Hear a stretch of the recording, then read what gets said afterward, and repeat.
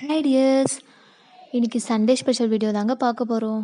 Welcome to Mathi channel. சண்டேனாவே non veg தானங்க special. Chicken குழம்பு எப்படி வைக்கிறதுன்னு பார்த்துடலாங்களா? அதுக்கு முன்னாடி உங்கள் வீட்டில் இன்னைக்கு என்ன ஸ்பெஷல் சொல்லிட்டு மறக்காமல் கமெண்ட் பண்ணுங்கள். வீடியோ ஸ்கிப் பண்ணாமல் கடைசி வரைக்கும் பாருங்கள். வாங்க வீடியோக்குள்ளே போகலாம். கேஸ் ஆன் பண்ணிட்டு கடாய் வச்சுக்கோங்க. எண்ணெய் வந்து நம்ம சேர்க்குற அளவை விட கொஞ்சம் அதிகமாக சேர்த்துக்கோங்க. நான்வெஜ்ஜுக்கு நல்லாயிருக்கும். கடுகு, பட்டை, லவங்கப்பூ, கருவேப்பிலை பொரிஞ்சோடனே வெங்காயம் ஆட் பண்ணிக்கோங்க.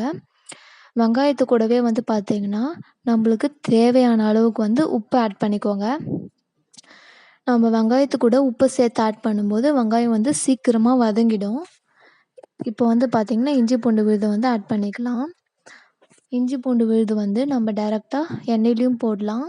இல்லை இப்போ நான் போடுற மாதிரி வெங்காயம் வதக்குனதுக்கப்புறமா கூட இஞ்சி பூண்டு விழுது போட்டு ஆட் பண்ணிக்கலாம். நான் அன்றைக்கி காய் சாதம் வீடியோ போடும்போதே உங்களுக்கு நான் சொல்லியிருப்பேன்.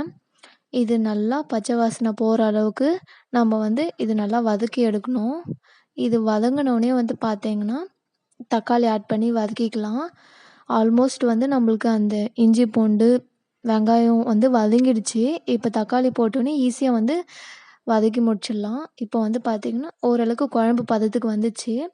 பார்த்தாவே தெரியும். இதில் வந்து 1/2 டீஸ்பூன் அளவுக்கு மஞ்சள்தூள் போட்டுக்கோங்க. மஞ்சள்தூள் எக்ஸ்ட்ரா சேர்த்துக்கலாம் நான்வெஜ்ஜுக்கு.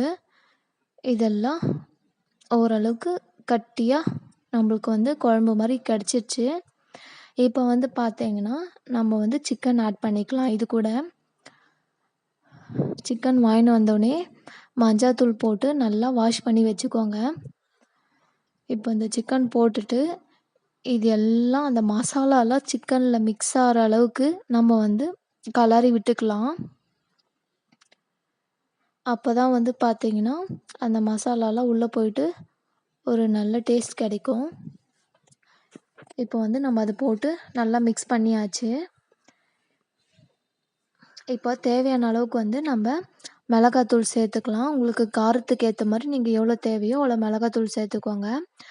அது கூட வந்து பார்த்திங்கன்னா நம்ம நார்மலாக சேர்க்குற மசாலாலாம் ஆட் பண்ணிக்கலாம்.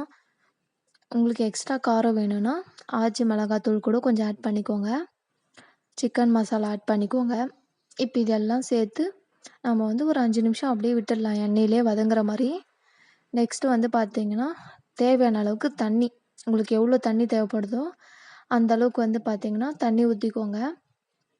எனக்கு குழம்பு கொஞ்சம் திக்காக வேணும்னு நினச்சிங்கன்னா தண்ணி கொஞ்சம் மீடியமாக வச்சுக்கோங்க.